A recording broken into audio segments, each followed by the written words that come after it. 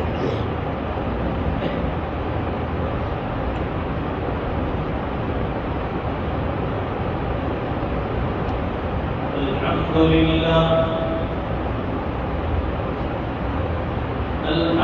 لله وكفى وسلام على عباده الذين اصطفى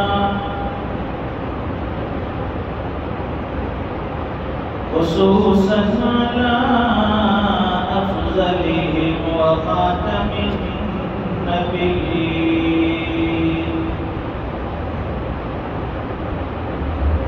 محمد الأمين وعلى آله وأصحابه أجمعين أما بعد فأعوذ بالله من الشيطان الرجيم بسم الله الرحمن الرحيم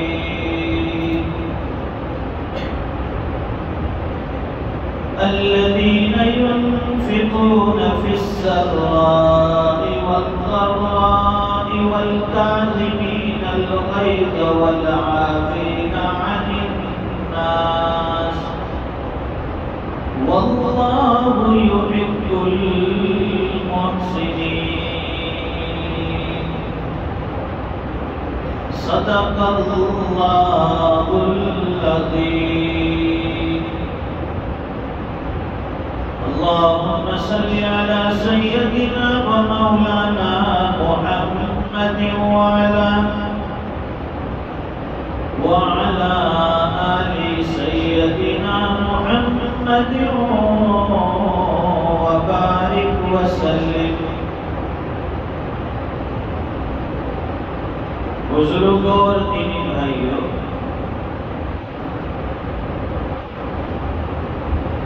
اب تعالی شانہ نے دنیا کے انسانوں کی رشد و ہدایت کے لیے ان کو اچھا راستہ دکھانے کے لیے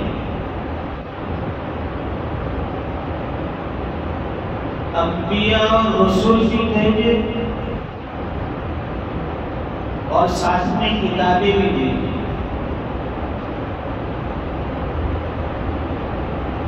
کتابیں بھیجی جس میں احکام ہیں، قوانین ہیں،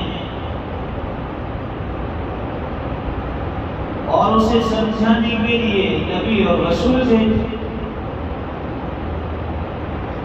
اس لیے کہ اللہ کی کتاب سمجھانے کے لیے اللہ نے اپنا کوئی نبی اور رسول ساتھ میں بھیجا تاکہ وہ کتاب سمجھا سکے۔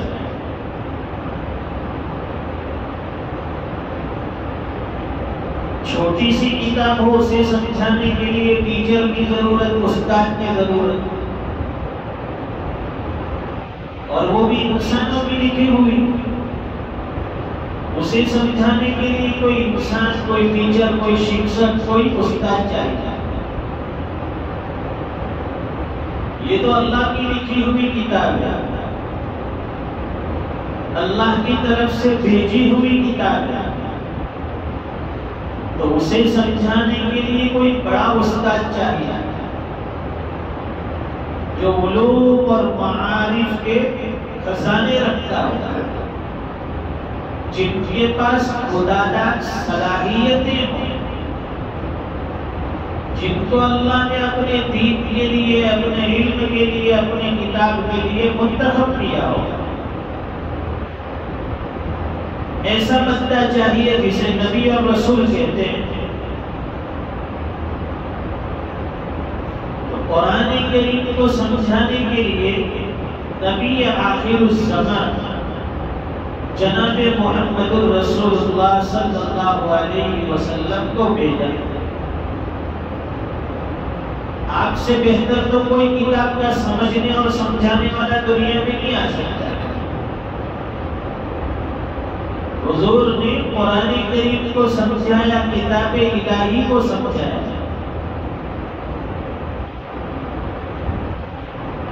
اور حضور پاک صلی اللہ علیہ وسلم کے جو ارشادات اور فرمودات تھے جسے ہم حدیث شریف کہتے ہیں، اس میں پورے دین کو کھول کر بتایا گیا، سکھایا گیا، سمجھایا گیا۔ وَمَا يَنطِقُ عَنِ الْهَوَىٰ، قرآن کریم میں اللہ فرماتے ہیں کہ نبی آخر الزمان محمد رسول اللہ صلی اللہ علیہ وسلم اپنی زبان سے، اپنی خواہشات سے، اپنی ذات سے کوئی بات نہیں کہتے۔ آپ اپنی طرف سے کوئی گفتگو نہیں فرماتے، کوئی بات نہیں فرماتے۔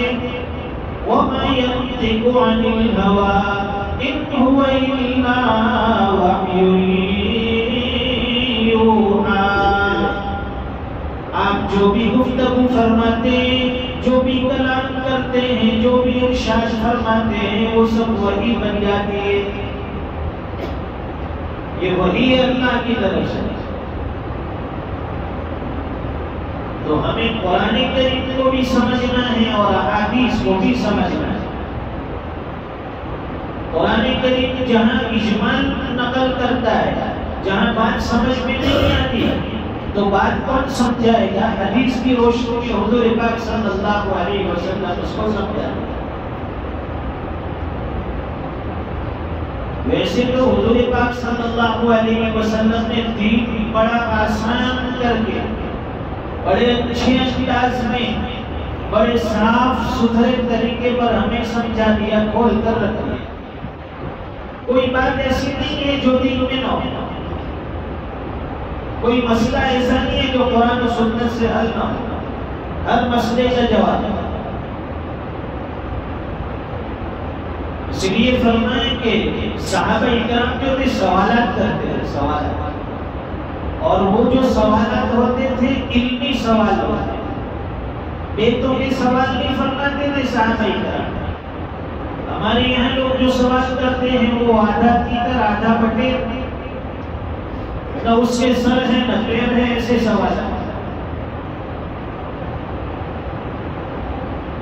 تو ایسے سوال کرو جس سے کوئی علمی فائدہ آئے، جس سے ہمارے علم میں اضافہ ہو، جس سے ہمارے دین میں اضافہ ہو، ایسے سوال کرنے چاہیے۔ ہم لوگ سوال کرتے ہیں کہ بھائی الیکشن میں اس مرتبہ کون جیتے گا، تو اس کا دین سے کیا تعلق ہے؟ ہمیں کس کو ووٹ دینا ہے، اس کا دین سے کیا تعلق ہے؟ ارے بھائی تجھے جسے سمجھ میں آتا ہو دے دے۔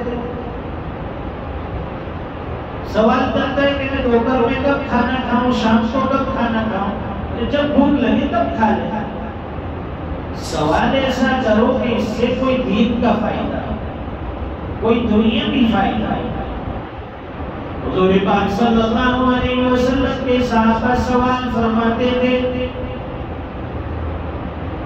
سوالات کی مجلس بھی ہوتی ہے۔ حضور فجر کی نماز پڑھ کر بیٹھ گئے، سلام پھیر دیا، صحابہ کرام کی طرف رخ کر کے بیٹھ گئے۔ اگر حضور پاک صلی اللہ علیہ وسلم نے رات میں کوئی خواب دیکھا ہوتا تو آپ ارشاد فرماتے کہ بھائی رات کو میں نے یہ خواب دیکھا ہے اور اس خواب کی یہ تعبیر۔ اگر حضور نے کوئی خواب نہیں دیکھا تو آپ صحابہ سے پوچھتے بھائی آپ میں سے کسی نے کوئی خواب دیکھا ہے؟ کسی صحابی نے دیکھا ہوتا تو اس سے پوچھتے کیا خواب ہے، اور پھر اس کی تعبیر بتاتے ہیں کہ یہ تعبیر ہے۔ تو خواب جو ہوتا ہے اس کی تعبیر بھی بڑی اچھی ہوتی ہے اگر خواب اچھا ہوتا ہے، لیکن آج کل کی جو خواب ہوتی ہے اس کی کوئی حقیقت نہیں ہوتی۔ ہم سوتے کب ہیں، ہاتھ میں موبائل لے کر سوئے تو خواب میں بھی وہی آئے گا۔ تلاوت کرتے کرتے سو جاؤ، تسبیحات پڑھتے پڑھتے سو جاؤ، ذکر اللہ کرتے کرتے سو جاؤ، اور کوئی خواب آئے تو وہ اچھا خواب ہوتا ہے، نیک خواب ہوتا ہے۔ ہمارا آخری عمل موبائل ہاتھ سے چھوٹتا ہے، آنکھ بند ہوتی ہے، آنکھ کھلتی ہے، موبائل ہاتھ میں ہوتا ہے، تو درمیان میں نیند میں جو خواب آئیں گے وہ بھی ایسے ہی ہوں گے، ایران کے افغان کے، جس کی کوئی حقیقت کوئی حیثیت نہیں سوتے وقت اعمال صالحہ کر کے سو. ہو سکتا ہے کہ یہ آج کی رات کی زمین ہے ہماری آخری دن بن جائے. بہت سے لوگوں کو رات کو سوتے ہوئے دیکھا ہے لیکن وہ سوتے رہ گئے تو سوتے ہی رہے. صبح ان کی کبھی نہیں ہوئی. اچھے خاصے لوگ. ابھی قریب دنوں میں ایک حافظ صاحب سے ماشاءاللہ رات کو 11 بجے تک سب کے ساتھ بیٹھے, دکان پر سب دوستوں کے ساتھ گفتگو فرمائی اور کھانا کھایا. گھر میں جا کر لیٹے. فجر کی نماز کی بھی پابند تھے. فجر کی نماز کے لیے گھر والوں نے اٹھائے تو اٹھے. اچھی خاصی صحت تندرستی, لیکن سو گئے رات کو. وہ سو گیا ہوا. قیامت کے دن ملاقات ہو گئی. تو زندگی کا کوئی بھروسہ نہیں ہے. ایسا نہیں ہے کہ کوئی آدمی بیمار بھی ہے تو وہ کئی سال جیے گا. اچھا آدمی پہلے چلا جاتا ہے, بیمار لڑکھڑاتا ہوا سال ہر سال گزار دیتا ہے. لوگ کہتے ہیں کہ آج کل کا مہمان چلا جائے گا, لیکن وہ کتنوں کے دال چاول کھاتا ہے, سب کو روانہ کر دیتا ہے, لیکن وہ نہیں جاتا ہے چلا. تو اس لیے موت اور زندگی کا تعلق صحت اور مرض پر نہیں ہے. اللہ نے اپنے اختیار میں رکھا ہے زندگی اور موت. حی قیوم. اللہ ہمیشہ سے زندہ ہے, ہمیشہ زندہ رہنے والے, کبھی موت نہیں ہے. اور ہماری کب آنکھ بند ہو جائے اس کی کوئی گارنٹی نہیں. تو صحابہ اکرام سوال فرماتے ہیں, اپنی اپنی ذات کے اعتبار سے سوال فرمائے. ایک صحابی آئے, سوال کیا. حضور پاک صلی اللہ علیہ وسلم کی خدمت میں ایک صحابی حاضر ہوئے. اور ناراض بھی ہونا چاہیے سوال کرنے والے سے, لیکن سوال بھی ڈھنگ کا کرے. میں نے بتایا وہ صحابی حضور پاک صلی اللہ علیہ وسلم کی خدمت میں حاضر ہوئے. عرض کیا ہے اللہ کے رسول, مجھے آپ سے ایک سوال کرنا ہے. اے اللہ کے رسول, آپ مجھے کوئی نصیحت فرمائیں, اور نصیحت کی کوئی لمبی چوڑی نہ ہو, مختصر نصیحت فرما دیں. چھوٹی سی نصیحت فرمائیں, بہت لمبی نصیحت مجھے نہیں چلے گی. حضور پاک صلی اللہ علیہ وسلم غصہ نہیں ہوئی کہ ایسا کیوں کہتا ہے. اب اس کی جیسی حیثیت تھی, اس کی جیسی سمجھ تھی, اس نے سوال کیا کہ اللہ کے رسول مجھے کوئی نصیحت فرمائے. اب نصیحت کرنے والا بھی موقع محل دیکھ کر نصیحت کرتا ہے کہ بھائی اس کو کیا نصیحت کر دیا. حضور پاک صلی اللہ علیہ وسلم نے اس صحابی سے مختصر نصیحت فرمائی, ایک جملے کی نصیحت کی. وہ نصیحت ہمیں اور آپ کو ہمیشہ اپنے ساتھ رکھنی. چھوٹی سی نصیحت ہے, اگر اس کو ہم نے اپنی زندگی میں اتار لیا, سمجھ لیجیے کہ زندگی کا بیڑا پار ہو گیا. چھوٹی سی نصیحت, اس کو عمل کر لو, اس کو اپنے پلے باندھ لو. حضور پاک صلی اللہ علیہ وسلم نے اس صحابی کے کہنے پر نصیحت فرمائی, اے اللہ کے رسول مجھے کوئی مختصر, مجھے کوئی چھوٹی نصیحت فرمائے. حضور پاک صلی اللہ علیہ وسلم نے ایک جملے میں نصیحت فرما دی, لا تغضب, کہ غصہ مت کر. اتنی چھوٹی نصیحت, غصے مت کر. ایک جملے میں نصیحت کر دی کہ غصہ مت کر. اب چھوٹا سا جملہ ہے, لیکن اس کے معانی پر اور اس کے ترجمے پر, اس کی تشریحات پر آپ غور کریں گے تو ساری زندگی کا خلاصہ, ساری زندگی کا نچوڑ حضور پاک صلی اللہ علیہ وسلم نے بتا دیا. دنیا میں آپ دیکھیں گے جتنے بھی گناہ ہوتے ہیں, جتنے بھی گناہ ہیں دنیا میں, چاہے وہ حقوق اللہ کے تعلق سے ہو یا حقوق العباد کے تعلق سے ہو, اس میں دو چیزیں کار فرما ہے. دو چیزوں کی وجہ سے عام طور پر انسان گناہوں میں مبتلا ہے. وہ کون سی دو چیز, وہ یاد رکھیں. اس میں دو چیزوں میں پہلی چیز ہے شہوت, جسے ہم لوگ خواہشات کہتے ہیں. دو چیزیں انسان کو گناہ کرنے پر آمادہ کرتی ہے. نمبر ایک شہوت, اور دوسری چیز ہے غصہ. آپ دیکھیں کہ کوئی بھی گناہ اٹھا کر نہیں, بھائی آدمی چوری کیوں کرتا ہے؟ کیونکہ اس کے دل میں مال کی خواہش ہے، مال کی شہوت ہے۔ بدکاری کیوں کرتا ہے؟ اس کے دل میں شہوت کا مادہ بڑا ہوا ہے۔ ڈاکہ کیوں ڈالتا ہے؟ شہوت کی وجہ سے، خواہشات کی وجہ سے۔ بھائی حلال حرام میں تمیز کیوں نہیں کرتا ہے؟ کہ دنیا کے مال و متاع کی، دنیا کی زندگی کی اس کے دل میں خواہش ہے، شہوت بنی ہوئی۔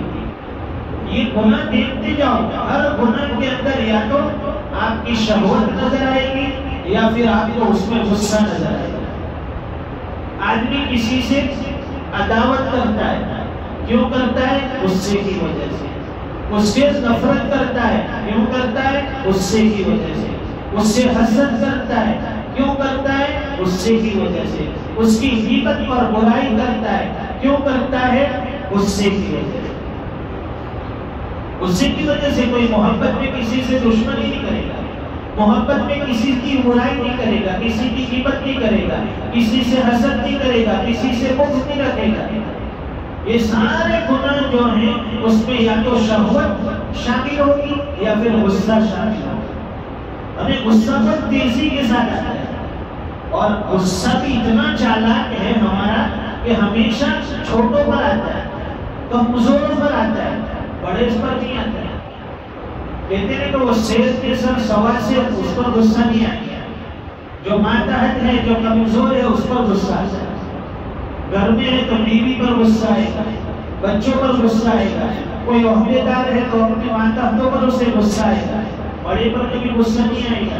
جو آسپن چڑھاتا ہو، جو ڈنڈا اٹھاتا ہو، اس پر غصہ نہیں آتا ہے، غصہ بھی بڑا چالاک سمجھدار ہے۔ کسی اپنے سے طاقتور بندے کے ساتھ غصہ کر کے بتا تو تجھے پتا چلے کہ تو کتنے پانی میں ہے، وہ کتنے پانی میں ہے۔ اس لیے غصہ کبھی نہیں کرنا چاہیے۔ حضور پاک صلی اللہ علیہ وسلم کبھی غصہ نہیں کرنا۔ کوئی سامنے والا کیسی بھی حرکت کر لے، کوئی غصے کا وہاں تصور نہیں ہوتا۔ صحابہ اکرام کا بھی ہر عمل جو ہوتا ہے اللہ کی رضا کے لیے۔ ایک مرتبہ حضرت علی رضی اللہ تعالیٰ عنہ نے ایک یہودی کو دیکھا، وہ یہودی حضور پاک صلی اللہ علیہ وسلم کی شان میں گستاخی کرتا ہے۔ کوئی ایسی بات بولتا تھا کہ حضور کی بے حرمتی ہو، شان میں گستاخی ہو، تو ظاہر ہے کہ کوئی برداشت نہیں کرے گا حضور کی شان میں گستاخی۔ حضرت علی رضی اللہ تعالیٰ عنہ نے اس کو اٹھا لیا، اس یہودی کو، اور نیچے پٹک دیا، اس کے سینے پر سوار ہو گیا اور اس کا گلا پکڑ لیا۔ اور وہ یہودی دیکھتا ہے کہ میں تو نیچے چپ پڑا ہوا ہوں، کوئی طاقت نہیں ہے، بچنے کے کوئی چانسز نہیں ہے، تو آدمی آخر میں کیا کرے گا؟ تو اس نے کیا کیا؟ اس یہودی نے حضرت علی رضی اللہ تعالیٰ عنہ کے منہ پر تھوک دیا۔ تو حضرت علی رضی اللہ تعالیٰ عنہ فوراً اٹھ گئے، اسے چھوڑ دیا۔ لوگوں نے کہا کہ حضرت اب تو آپ کا غصہ اور بڑھنا چاہیے، اس نے آپ کے چہرے کے اوپر تھوک دیا۔ حضرت علی رضی اللہ تعالیٰ عنہ نے فرمایا کہ اصل میں پہلی مرتبہ میرا جو غصہ تھا وہ اللہ کی وجہ سے تھا، کہ اس نے اللہ کے نبی کی شان میں گستاخی کی، اس لیے مجھے غصہ آیا۔ اب کی مرتبہ جو مجھے غصہ آیا وہ اپنی ذات کی وجہ سے، اپنے نفس کی وجہ سے، کہ اس نے میرے چہرے پر تھوک دیا تو مجھے غصہ آیا، اس لیے میں نے اس کو چھوڑ دیا۔ غصے کا بھی محل ہوتا ہے، ہر آدمی کے اوپر غصہ جائز نہیں ہے۔ تو دو چیزوں پر انسان کنٹرول کر لے، ایک تو اپنی نفسانی خواہشات پر، اور دوسرے اپنے غصے کے اوپر کنٹرول کر لے، انشاءاللہ بہت سے گناہوں سے اللہ تعالیٰ ہماری حفاظت فرمائیں گے۔ اللہ تعالیٰ کہیں سنی باتوں پر ہم سب کو عمل کی توفیق عطا فرمائے، نفسانی خواہشات سے اللہ بچائے، اور اللہ تعالیٰ گناہوں سے ہم سب کی حفاظت فرمائے۔ وآخر دعوانا الحمدللہ رب العالمین۔